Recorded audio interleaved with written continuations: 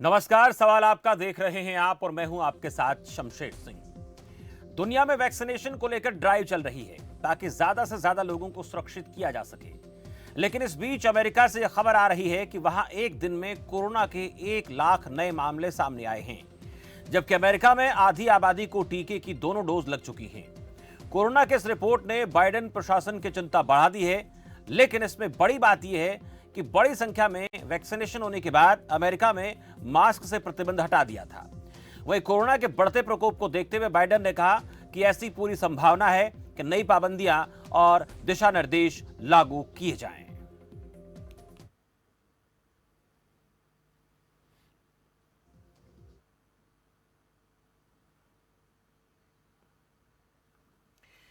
Corona की आफत सिर्फ अमेरिका में नहीं बल्कि दुनिया के अन्य देशों में भी अपना असर दिखा रहा है।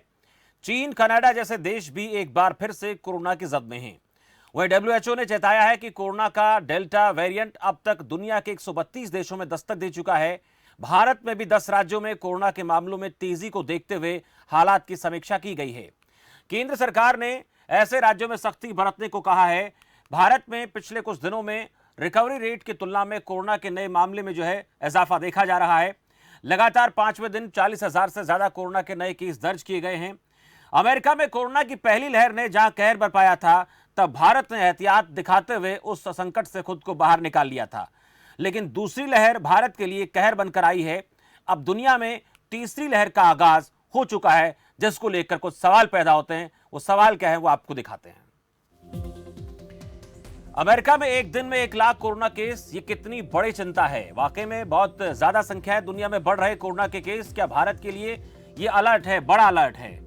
और वैक्सीनेशन के बाद भी कोरोना के बढ़ते केस क्या संकेत दे रहे हैं। वैक्सीनेशन के बाद भी मामले बढ़ रहे हैं। हेल्थ प्रोटोकॉल तोड़ना हमारे लिए कितना घातक हो सकता है, क्योंकि जिस तरह से अमेरिका जैसे देशों में मामले बढ़ रहे हैं, तमाम तरह की एहतियात बरती जा रही हैं, वैक्सीनेशन को लेकर ड्राइव चल रही है।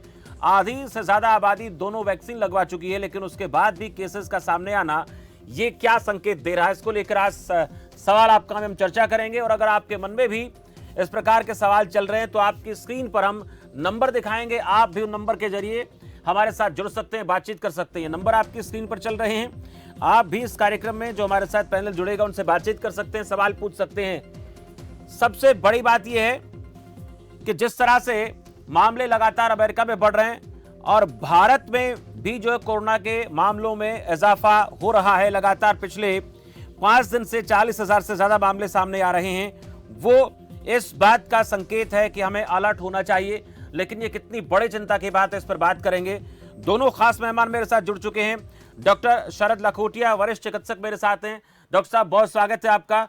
और डॉक्टर अनिल शर्मा है मेरे साथ, रजिस्ट्रार हैं एसके आयुष विश्वविद्यालय कुरुक्षेत्र से। शर्मा जी, आपका भी बहुत बहुत स्वागत है इस खास चर्चा में। मैं सबसे पहले शरद लखोटिया जी आपके पास आऊँगा, बात करना चाहूँगा कि अमेरिका में जो 1 लाख का जो आंकड़ा है वो एक दिन में सामने आया, वहां पर अलर्ट है। लेकिन ये भारत के लिए कितने चिंता की बात है। और वहां पर वैक्सीनेशन की जो बात करें तो लगभग आधी से ज्यादा आबादी को दोनों डोज लग चुकी है, फिर भी ये मामले सामने आए हैं। ये वाकई में कितना बड़ा अलर्ट है। देखिए, अमेरिका में एक दिन में इतने सारे केसेस आना एक डेफिनेटली एक तकलीफ की बात है, एक सूचक है कोई बड़ी विपत्ति का। जी, तो हमें इसे इजीली नहीं लेना है। आपने समझना होगा, डब्ल्यूएचओ ने भी ये कहा है कि लास्ट 4 हफ्तों में 6 में से 5 डिस्ट्रिक्ट में, 5 एरियाज में, रीजन्स में 80% केसेस का इजाफा हुआ है। यानी कोरोना केसेस बढ़ रहे हैं। क्या ये तीसरी वेव का आगाज है? हिंदुस्तान में इसका क्या असर पड़ेगा? ये सब विषय ध्यान रखने के हैं। अमेरिका में खास तौर पे इसलिए इम्पोर्टेंट बात बनती है कि जहां 50% से ज्यादा पॉपुलेशन फुल्ली वैक्सीनेटेड है, यानी दोनों डोज उन्होंने लिए हुए हैं, इसके बावजूद ये हो रहा है।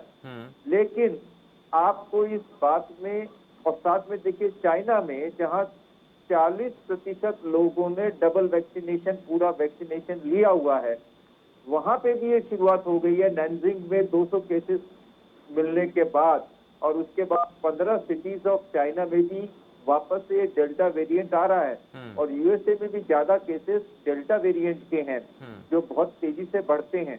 डेल्टा वेरिएंट के बारे में जो नए केसेस बढ़ रहे हैं उनको चिकन पॉक्स से कंपेयर किया गया है कि एक मरीज आम तौर पे 8 मरीज को इन्फेक्ट कर सकता है इस तरह का वायरस, जो कि बहुत ही खतरनाक है और वो घातक भी ज्यादा है।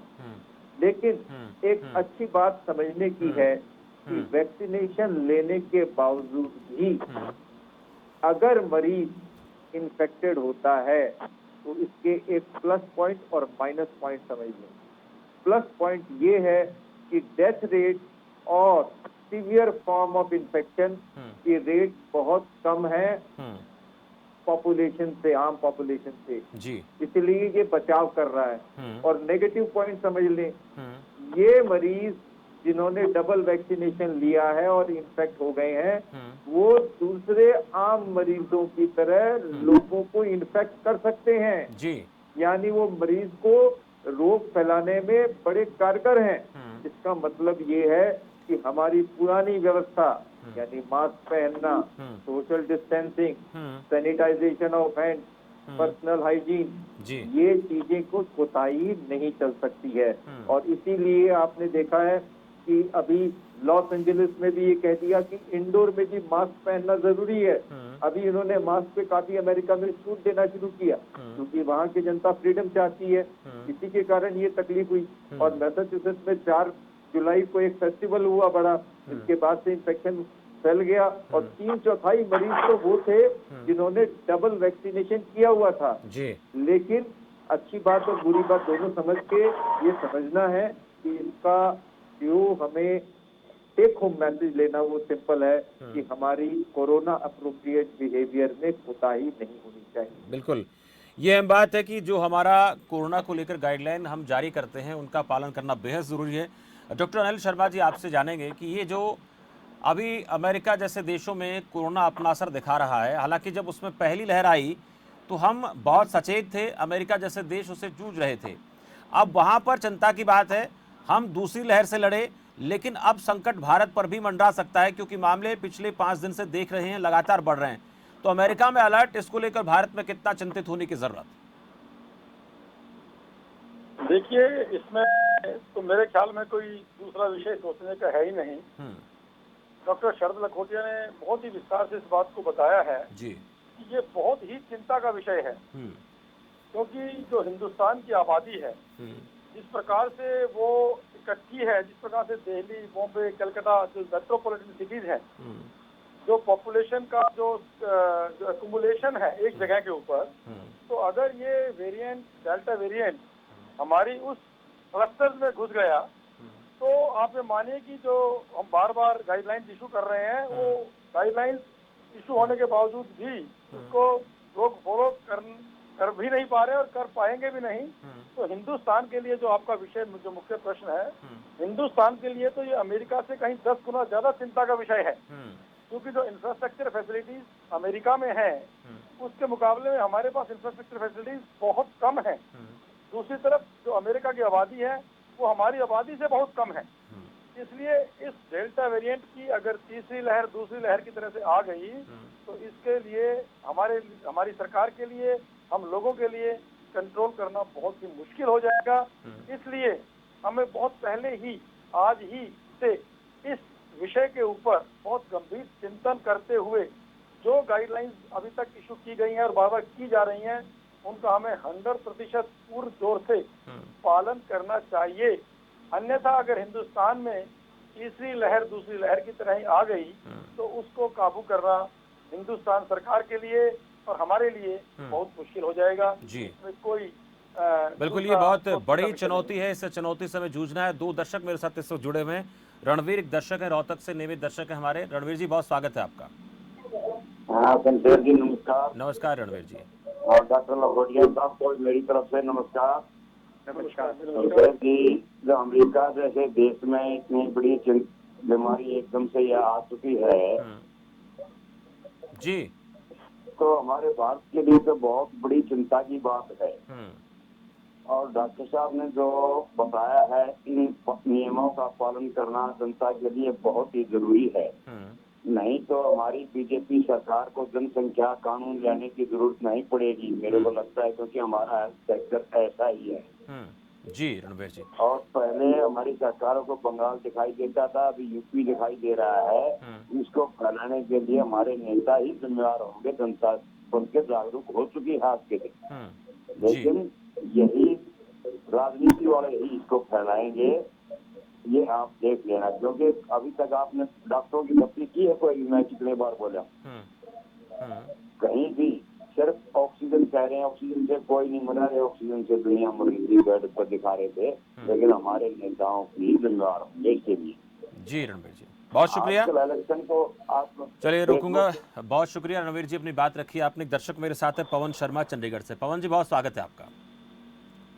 हाँ साहब, नमस्कार। नमस्कार पवन जी। जो लहर कोरोना की आ रही है उसके लिए हम सब चिंतित हैं, और जैसे डॉक्टर लखोटिया ने कहा कि हमें सारे ही रूल्स रेगुलेशन फॉलो करने चाहिए, बहुत अच्छी बात है। मेरा प्रश्न ये है कि जो बच्चे अपनी हायर स्टडीज के लिए अमेरिका जा रहे हैं सितंबर माह में, उनका क्या स्टेटस रहेगा तीसरी लहर में? जी पवन जी, बहुत शुक्रिया। मैं डॉक्टर शरद से पूछना चाहूँगा, डॉक्टर साहब, ये जो सितंबर की बात कर रहे थे पवन जी, बच्चों की पढ़ाई को लेकर, उनको कितनी बड़ी चिंता इस बात की है, क्या सावधानी रखनी चाहिए? ये बहुत अहम बात। तो मैं आपको ये बताऊं कि डेल्टा वेरिएंट के बारे में बहुत सारी चिंताएं ये थी कि ये बच्चों को ज्यादा अफेक्ट करेगा, लेकिन ऐसा नहीं है। जो शोध हो रहे हैं और जो रिसर्च की रिपोर्ट्स आ रही हैं, ये बता रहा है कि बच्चों को ये खास ज्यादा अफेक्ट करेगा, ऐसा नहीं है। वैक्सीनेशन जो लोग लेके जा रहे हैं वो सुरक्षित है, लेकिन आपको नियमों का पालन करना बहुत जरूरी है। अगर वहां जाके आप कोताही करेंगे चीजों को और ध्यान नहीं रखेंगे तो आपको तकलीफ है, अदरवाइज घबराने की नहीं है। लेकिन विश्व में जिस तरह से केसेस बढ़ रहे हैं वो एक चिंता का विषय है। आप ये देखिए, पूरे विश्व में, यहाँ तक कि अफ्रीका जैसी जगह में भी 10 लाख केसेस पर मंथ के हिसाब से लास्ट रिपोर्ट किए, जो सबसे ज्यादा तेजी से है।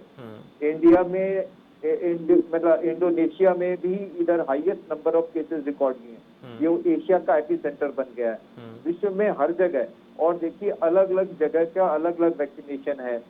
आज हिंदुस्तान का 10% एडल्ट पॉपुलेशन वैक्सीनेटेड है, वहाँ 50% वैक्सीनेटेड है, तो वो बेहतर है, जगह ज्यादा सेफ है।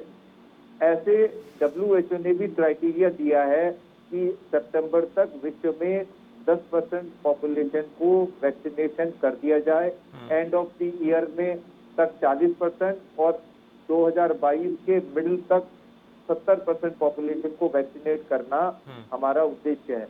कहने का क्या मतलब है कि अगर आप वैक्सीनेटेड हैं और कोरोना अप्रोप्रिएट बिहेवियर है और अगर आप सारा ध्यान रखते हैं तो ठीक है।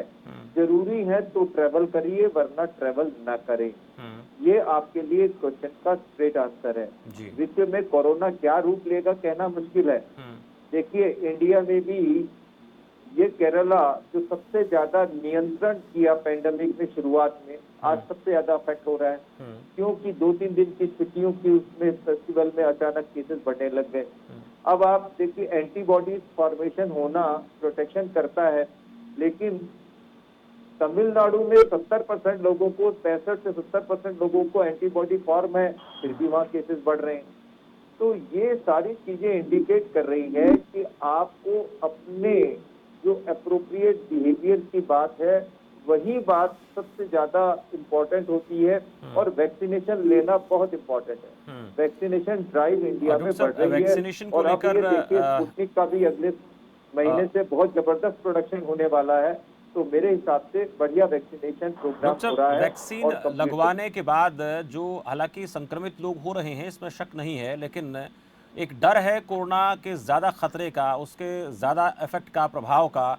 क्या उससे हम बच सकते हैं? ये लोग कहीं ना कहीं समझना चाहते हैं। आपसे मैं जानना चाहूँगा, वैक्सीन लगवाने के बाद हम कितने सुरक्षित हो जाते हैं? देखिए, वैक्सीन लगाने के बाद आपकी सुरक्षा कवच स्ट्रॉन्ग हो जाता है। यानी कितना आप कहेंगे परसेंटेज वाइज में, तो आप समझ लीजिए कि अपना परसेंटेज आप इन्फेक्ट होने वाले हैं तो उससे आप काफी कम हो जाएगी कि आपको सीवियर इन्फेक्शन हो और डेथ हो। लेकिन डेथ रिपोर्टेड हुई है, क्योंकि डेल्टा वेरिएंट की एक खासियत है, ये इम्यून एस्केप मैकेनिज्म है। इम्यून एस्केप मैकेनिज्म का मतलब ये है कि बॉडी में एंटीबॉडी जो बनी हुई है उनको भी ये बाईपास करके चला जाता है। तो कई केसेस में इसमें सिवियरिटी है, लेकिन अगर आप आम पॉपुलेशन वर्सेस इसका देखें तो मेजॉरिटी जो डेथ हो रही है वर्ल्ड वाइड ओवरऑल, वो उनमें हो रही है जो अनवैक्सीनेटेड लोग हैं, उनमें ज्यादा डेथ रेट है, उन्हीं में ही हाईएस्ट है। वैक्सीनेटेड पॉपुलेशन तो बच जाती है मेजॉरिटी, तो इसीलिए इसका परसेंटेज में जाके अलग अलग जगह का अलग अलग परसेंटेज है, लेकिन एंटीबॉडी आपको बचाती है, लेकिन डेल्टा वेरिएंट के एस्केप करने के कारण, और हमें विश्व को आज सबसे बड़ा खतरा है कि बार बार ये वायरस इतना चल रहा है, कहीं म्यूटेशन करके ऐसा स्वरूप न कर दे जिसकी ट्रांसमिशन और पैथोजेनिसिटी ज्यादा हो जाए, क्योंकि जैसे दूसरी लहर के अंदर अप्रत्याशित रूप से पूरे देश को, हमारे देश को घेर लिया था कोरोना ने, वैसी कंडीशन न हो जाए।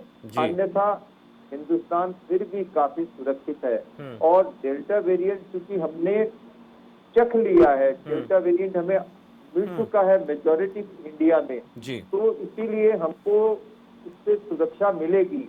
और जिस पार्ट में इंडिया में वो डेल्टा नहीं पहुंचा था, वो अब पहुंच रहा है, इसीलिए आधे केस तो हिंदुस्तान के केरला से आ रहे हैं, बाकी कुछ 46 डिस्ट्रिक्ट में 10% पॉजिटिविटी रेट है, बाकी हिंदुस्तान में बहुत अच्छा कंट्रोल चल रहा है। तो डरने की नहीं है, ये हमारे सेकेंड वेव का अंत हो रहा है इन जगहों के थ्रू, और थर्ड वेव की पॉसिबिलिटी है, तो हमें ध्यान रखना है। ध्यान रखेंगे तो शायद ये थर्ड वेव हमें छू के निकल जाए। बिल्कुल अहम बात आप बता रहे हैं डॉक्टर साहब। सुरेश एक दर्शक मेरे साथ रोहतक से हैं। सुरेश जी, बहुत स्वागत है आपका। डॉक्टर साहब, मैं एक चीज जानना चाह रहा हूँ जी, क्या कोरोना को बढ़ाने के लिए केंद्र सरकार जिम्मेदार नहीं, क्योंकि रेलों में कोई सोशल डिस्टेंसिंग नहीं। चलिए, रेलों के अंदर कोई सोशल डिस्टेंसिंग कहीं भी। सरकारों को हम जब करेंगे, मैं कहूंगा कि जिम्मेदारी सभी सरकार, राज्य सरकार और केंद्र सरकार सबकी है और नहीं भी है, इसलिए कि देश का नागरिक अगर जागरूक नहीं होगा, सजग नहीं होगा, तो एक राज्य सरकार या एक केंद्र सरकार क्या करेगी। हम सब लोगों की कलेक्टिव रिस्पॉन्सिबिलिटी है, अपने लिए, अपने परिवार के लिए, अपने पड़ोसी के लिए और देश के नागरिकों को बचाने के लिए कि कोरोना अप्रोप्रिएट बिहेवियर रखें और हम वो सारी हिदायतें पालन करें जो समय समय पे हमें दी जाती है। एक दूसरे पे दोषारोपण करने से समस्या का समाधान नहीं होता है। जी, बहुत शुक्रिया सुरेश राठी जी। डॉक्टर अनिल शर्मा, हम इम्यून सिस्टम को बूस्ट करने की बात करते हैं, इम्यून सिस्टम बेहतर है, वो चाहे वैक्सीन से हो, वो चाहे खान पान से हो। अगर ये चीज़ें ठीक रहेंगी तो जो आज डर सता रहा है हिंदुस्तान में तीसरी वेव का, उससे हम बच सकते हैं। बहुत ज़रूरी है, आप लोगों की जो हिदायतें होती हैं, सुझाव होते हैं, लोग उनको फॉलो करेंगे, मानेंगे तो अपने आप को इस संकट से निकाल सकते हैं। तो आपकी आवाज कट रही है, एक बार जरा क्वेश्चन रिपीट करेंगे प्लीज। डॉक्टर साहब, मैं जैसे जानना चाह रहा था, कोरोना की तीसरी वेव को लेकर जो डर सता रहा है हिंदुस्तान में, उसमें इम्यून सिस्टम बूस्ट हो, ये सबसे ज़रूरी है। वो चाहे वैक्सीन से हो, वो खान पान से हो, रहन सहन से हो, ये चीज़ें बड़ी ज़रूरी हैं और आयुर्वेद इसमें बहुत अच्छे सुझाव देता है।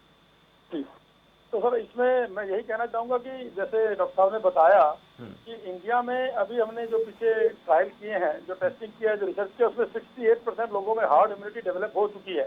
तो हमारा जो खान पान है इंडियंस का, उसी की वजह से हम लोग कंपैरेटिवली ज़्यादा मजबूत हैं as compare to the European countries, और खासतौर पर जो नॉन वेजिटेरियन फूड लेते हैं। लेकिन इसके लिए मैं थोड़ा सा हमारे आयुष विश्वविद्यालय की जैसे बताऊंगा कि हमने रोहतक शहर में और पूरे हरियाणा में हमारे यहाँ जो भी, देखो कोरोना वायरस का आज तक कोई भी ट्रीटमेंट है नहीं, और ना उसका अभी तक कुछ ये पता चल रहा है कि उसका ओरिजिन क्या है। तो हमने अपने शास्त्रों का पूरा स्टडी करके हमने 2 चीजें तैयार की हैं।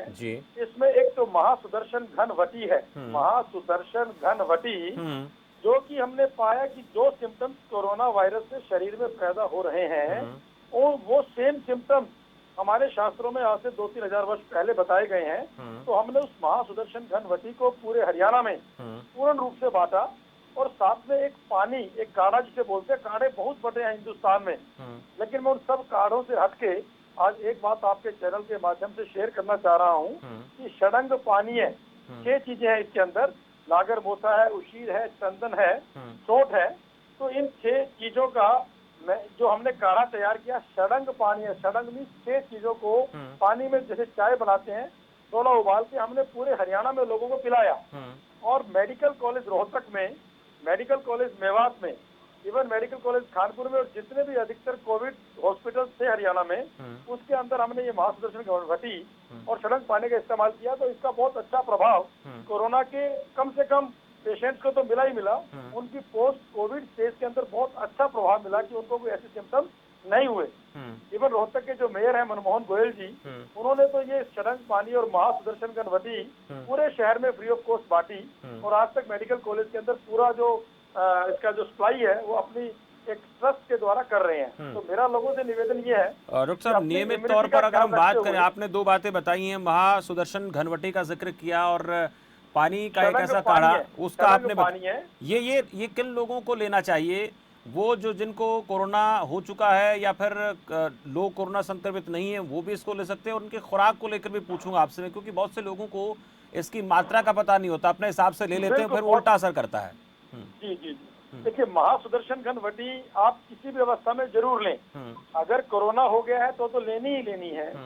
अगर कोरोना नहीं हुआ है और आपको थोड़े बहुत भी सिम्टम्स अगर अराइज हो रहे हैं तो आपको बिना किसी चिंता किए हुए महासुदर्शन घनवटी की 2 गोली सुबह दोपहर शाम लेनी है। और ये षडंग पानी का पाउडर इतना फेमस हो गया पूरे हरियाणा में, आप कहीं भी किसी भी दुकान पे जाएंगे आयुर्वेदिक केमिस्ट के पास आपको मिल जाएगा, नहीं वो इसके कॉन्स्टिट्यूएंट बता देगा। ये आपने केवल 1 चम्मच पाउडर 1.5 लीटर पानी में डाल के उसको 10 से 15 मिनट तक बॉईल करना है। जो 1.5 लीटर से 1.25 लीटर रह जाए तो ये पानी ही है, उसको फिल्टर करके आपने एक व्यक्ति ने दिन में कम से कम 1 से 1.5 लीटर पानी ये पीना है जी। ये प्री कोविड स्टेज में भी पीना है, कोविड स्टेज में भी पीना है और पोस्ट कोविड स्टेज में तो बहुत ही बेहतर है। और अब अगर आप विश्वास मानिए तो कि मेरे सर्कल में हजारों लोग जो भी हैं वो इतना इसका शॉर्टेज हो गया था पीछे रादर हमारे लिए, हमें लोगों को प्रोवाइड करना मुश्किल हो गया था। इससे कोरोना के सिम्टम्स ही नहीं, जो पोस्ट कोविड स्टेज है उसके अंदर जो ये जो अपनी प्रॉब्लम्स आ रही हैं, जिन पेशेंट्स ने ये सेवन किया उनका पोस्ट कोविड फेज बहुत अच्छा रहा है।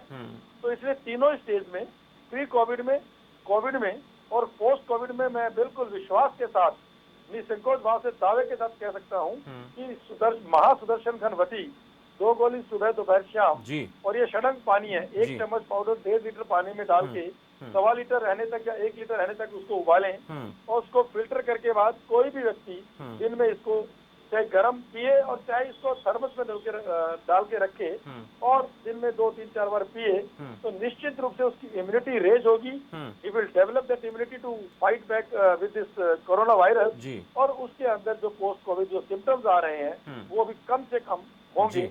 ये आपके चैनल के माध्यम से बिल्कुल निसंकोच भाव से आपके जी, इससे लोगों को फायदा होगा।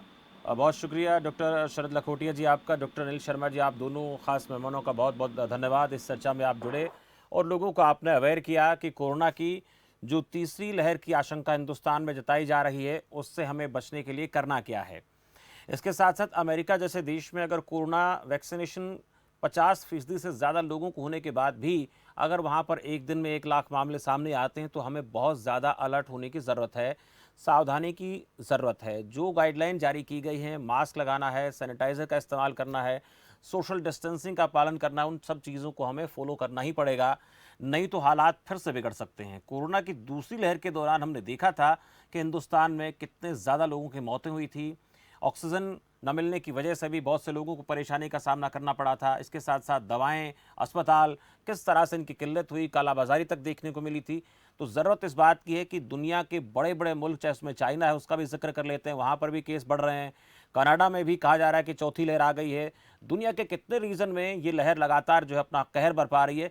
हिंदुस्तान में ये लहर जो डेल्टा वेरिएंट की बात कर रहे हैं वो आकर जा चुकी है, इम्यूनिटी हमारी मजबूत हुई है, लेकिन इसके बाद भी ज़रूरत इस बात की है कि ये अपना रूप परिवर्तित कर लेता है, बहरूपिया है ये, कोई दूसरा रूप धारण ना कर ले, इसलिए सावधान रहना पड़ेगा, नहीं तो परिस्थितियाँ फिर से ख़राब हो सकती हैं। बहुत ज़रूरत इस बात की आज भी हमें महसूस होती है। फिलहाल सवाल आपका, मैं मेरे साथ इतना ही। देश दुनिया की तमाम अहम खबरों के लिए आप देखते रहिए खबर फास्ट। नमस्कार।